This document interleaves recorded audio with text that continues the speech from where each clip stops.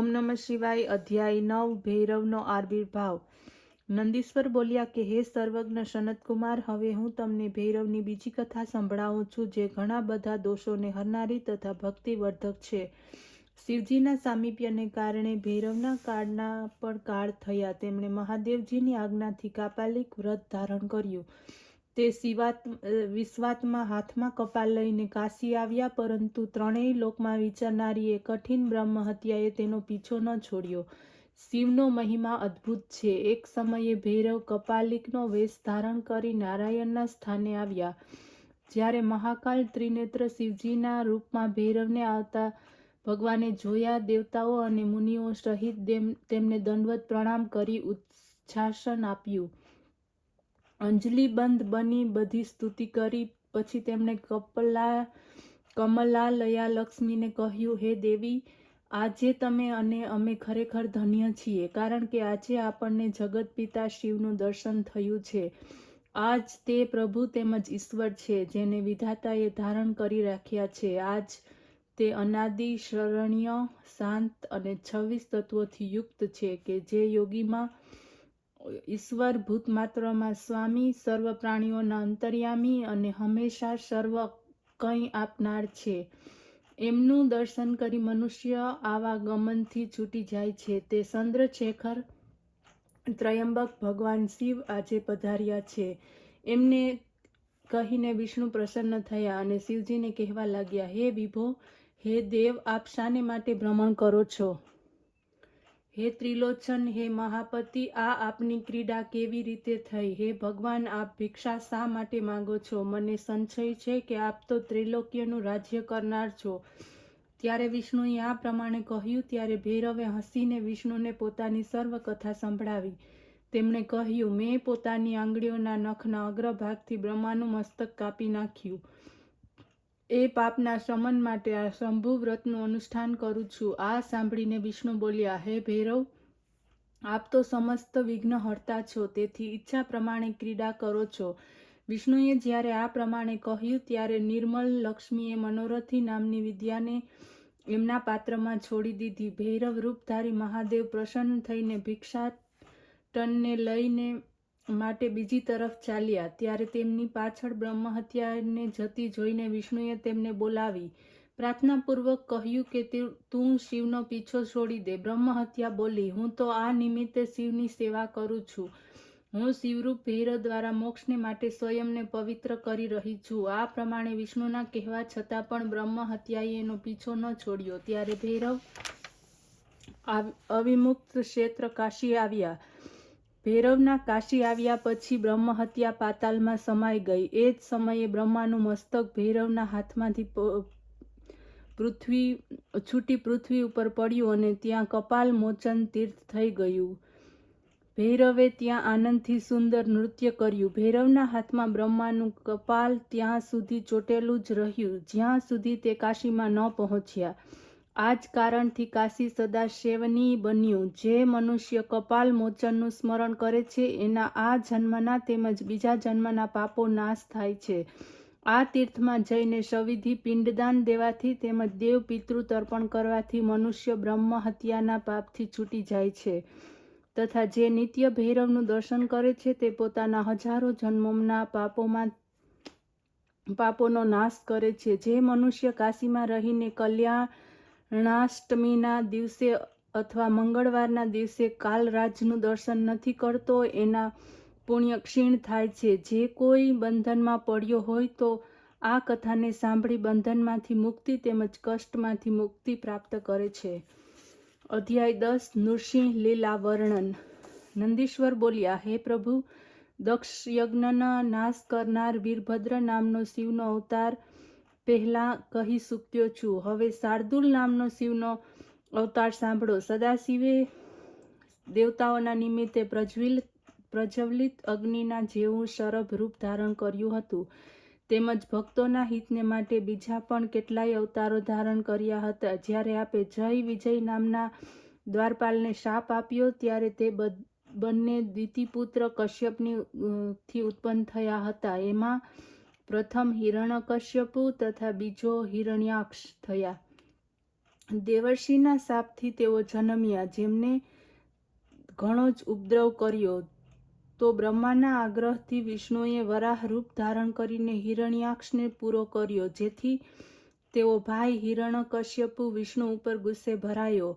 એણે 10,000 વર્ષ સુધી ઘોર તપ કરી બ્રહ્માને પ્રસન્ન કર્યા. બ્રહ્માના વરદાનથી તે અવધ્ય થયો.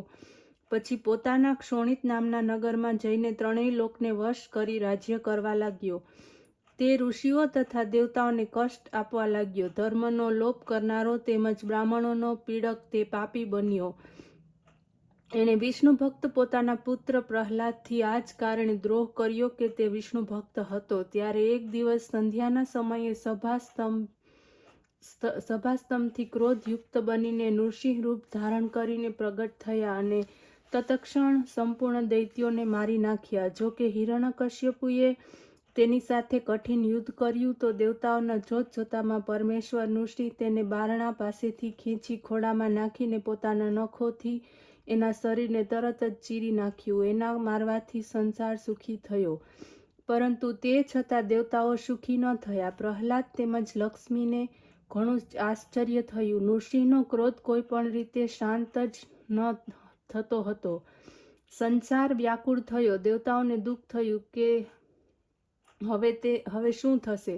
ત્યારે તેમની શાંતિને માટે દેવતાઓએ પ્રહલાદજીને તેમની પાસે મોકલ્યા. પ્રહલાદે જઈને નૃસિંહ સ્તુતિ પ્રારંભી. તેથી પ્રસન્ન થઈને કૃપા નિધાન નૃસિંહજીએ પ્રહલાદને હૃદયે લગાડ્યો. એમનો ક્રોધ કંઈક શાંત થયો, પરંતુ છતાં તેમનામાં પૂર્ણ શાંતિ ન આવી. ત્યારે દુઃખી થઈને દેવગણોએ શિવજીના શરણે જઈને તેમની સ્તુતિ કરી અને હજુ નૃસિંહનો ક્રોધ શાંત થયો નથી. હે દેવેશ, આપ એમને શાંત કરો. ભક્તવત્સલ શિવજી દેવતાઓને અભય કરીને કહ્યું, તમે લોકો પોતાના સ્થાને જાઓ, હું તેને શાંત કરીશ. સર્વ દેવતા આનંદપૂર્વક શિવનું સ્મરણ કરતા જ્યાંથી આવ્યા હતા ત્યાં ચાલ્યા ગયા. અધ્યાય 11 સરભ અવતાર. નંદીશ્વર બોલ્યા કે હવે દેવતાઓથી સ્તુતિ કરતા પરમેશ્વર નૃસિંહના હરણનો વિચાર કર્યો. તેમણે પ્રલયકારી ભૈરવ રૂપ મહાબલી વીરભદ્રને બોલાવીને કહ્યું, હે ભૈરવ, થોડાક સમયમાં જ દેવતાઓને નૃસિંહથી આ પ્રકારે ભય ઉત્પન્ન થઈ ગયો. આ નૃસિંહાગ્નિને પોતાના ભૈરવ રૂપથી યથાશીઘ્ર શાંત કરો. પરંતુ પહેલા તો શાંતિથી શાંત કરો, પરંતુ જ્યારે ન માને ત્યારે મારા પરબ ભાવ ભૈરવ રૂપને દેખાડીને તેમને શાંત કરજો. આ પ્રમાણે શિવજીની આજ્ઞા પ્રાપ્ત કરીને ગણાધ્યક્ષ શાંત શરીર ધારણ કરી શીઘ્ર જ ત્યાં આવી પહોંચ્યા જ્યાં નૃસિંહ હતા. જેમ પિતા પુત્રને આગ્રહપૂર્વક શિખામણ આપે તેમ નૃસિંહને સમજાવતા વીરભદ્ર બોલ્યા, હે માધવ, તમે સંસારના સુખ અને સ્થિતિને માટે બ્રાહ્મણોની પ્રેરણાથી અવતાર લીધો છે. પહેલા મત્સ્ય રૂપથી પોતાની પૂંછડીને નૌકાથી બાંધી પ્રલયના સમુદ્રમાં મનુજીએ ફેરવતા હતા. પછી વરાહ રૂપથી પૃથ્વી ઉપર લાવ્યા. નૃસિંહ રૂપે હિરણ્યાક્ષિપુને માર્યો. આપે જ વામન રૂપ ધારણ કરીને બલિને બાંધ્યો. આપ જ પ્રાણીઓને ઉત્પન્ન કરનાર સ્વામી અને અવિનાશી છો. આપ જ સંસારના દુઃખને દૂર કરનારા છો. આપે નૃસિંહ અવતાર લીધો હતો તે કાર્ય પૂરું થયું છે. હવે આપ આ ભીષણ નૃસિંહ રૂપને શાંત કરો. ત્યારે વીરભદ્રની આ વાતને સાંભળીને નૃસિંહે તેનાથી પણ વધુ ક્રોધ કર્યો અને પરાક્રમી વીરભદ્ર સમક્ષ તે દાંત કચડવા લાગ્યા. મહાઘોર તે કઠિન વચનોથી આ પ્રમાણે બોલ્યા, તમે અહીંથી ચાલ્યા જાઓ. હું આ ચરાચર જગતનો આ જ સમયે સંહાર કરી દઈશ. સર્વ જગ્યાએ મારું જ શાસન છે. હું સંહાર કરતા છું. મારા ઉપર કોઈનું શાસન નથી. હું સર્વ શક્તિઓનો પ્રવર્તક નિર્વર્તક છું.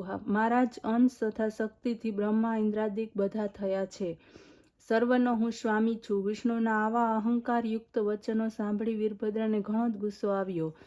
તેમણે પોતાના હોઠને કંપાવતા કહ્યું, શું આપ સંસારના સંહર્તા શિવને જાણતા નથી? તમારા સર્વમાં અસત્ય વાદ વિવાદ જ જોવા સાંભળતા મળે છે, પરંતુ તેમણે આ વાતની ખબર નથી. અહંકારને કારણે તમે ગરજો છો.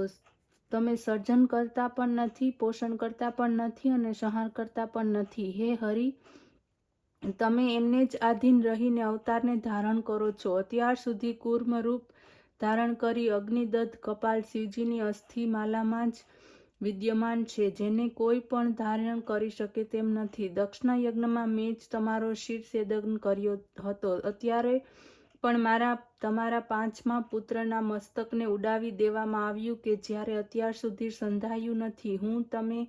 શું તમે આ બધું ભૂલી ગયા? આદિથી અંત પર્યંત બધી જ શક્તિ શિવને જ વિચરેલી છે. હે નરસિંહ, જો તમે તમારા આત્માને અર્થહિત નહીં કરો તો આ સમયે ભૈરવરૂપી શંકરનું મોટું વજન તમારા ઉપર પડશે. મૃત્યુને સમાન તે વજ્રઘાત હશે. આમ કહીને વીરભદ્ર મૌન થઈ ગયા. અધ્યાય 12 શરભ અવતાર. સનતકુમાર કહેવા લાગ્યા કે હે મહાપ્રાજ્ઞ નંદીશ્વર, પછી શું બન્યું તે કૃપા કરીને મને સંભળાવો. નંદીશ્વર બોલ્યા, જ્યારે વીરભદ્રે આ પ્રમાણે કહ્યું ત્યારે નૃસિંહ અત્યંત ગુસ્સે ભરાયા અને તેમના ઉપર તૂટી પડ્યા. આકાશમાં વ્યાપ્ત શિવનું ઉગ્ર તેજ પ્રગટ થયું અને વીરભદ્રને નૃસિંહ પોતાની ભુજાઓમાં બાંધી લીધા. એવા જકડી લીધા કે નૃસિંહ વ્યાકુળ થઈ ગયા. પછી તો વિષ્ણુને લઈને એવા ઉડ્યા કે ભગવાન શિવનું વૃષભ નીચે લાવીને નાખી દીધું. વિષ્ણુ વ્યાકુળ થઈ ગયા. સર્વ દેવતાઓ તેમજ મુનીશ્વરોએ શિવની સ્તુતિ કરી. વિષ્ણુ પરવશ તેમજ દીન બની ગયા. તે અંજલિ બાંધીને પોતાના મનોહર વચનો દ્વારા શિવની સ્તુતિ કરવા લાગ્યા. 800 નામથી તેણે શિવની સ્તુતિ કરી. નૃસિંહ શિવથી પરાજિત બની અશક્ત બની ગયા. વીરભદ્રે એમના સંપૂર્ણ અવયવોને પોતાનામાં લય કરી દીધા. સર્વ દેવતાઓએ કલ્યાણકારી પરમેશ્વરની સ્તુતિ કરી. ત્યારે દેવતાઓના આ વચનો સાંભળીને પરમેશ્વર આ પુરાતન દેવતાઓ અને મહર્ષિઓને કહેવા લાગ્યા, આપ ગભરાશો નહીં. આનાથી વિષ્ણુ મહતાને કંઈ આંચ આવવાની નથી. તે આજ પણ મારા ભક્તોથી નમસ્કૃત થયા કરશે. આ પ્રમાણે કહીને પક્ષીરાજ નૃસિંહના શરીરને લઈને પર્વત ઉપર ચાલ્યા ગયા. ત્યારથી ભગવાન શંકર નૃસિંહના ચર્મને ધારણ કરનાર થયા. પછી પોતાની મુંડમાલા એમના મુખને મેળવી લીધું છે. પછી તો દેવતા ભયાવસ્થાને છોડીને જ્યાંથી આવ્યા હતા ત્યાં ચાલ્યા ગયા. જે પુરુષ આ વેદરસથી પૂર્ણ આખ્યાનને ભણે છે, વાંચે છે, તેના સર્વ મનોરથ પૂર્ણ થશે. તથા આ આખ્યાન ધન, યજ્ઞ, આયુષ્ય, આરોગ્ય, પુષ્ટિ આપનાર છે, સર્વ વિઘ્નોને શાંત કરનાર છે તથા સર્વ વ્યાધિઓનો નાશ કરનાર છે. પિનાકીનું આ શરભાકાર રૂપ એમના ભક્તોને અને અનુસરોને કહેવાથી નવધા ભક્તિ આપનાર તથા અંતઃકરણમાં બુદ્ધિ આપનાર છે. ઓમ નમઃ શિવાય.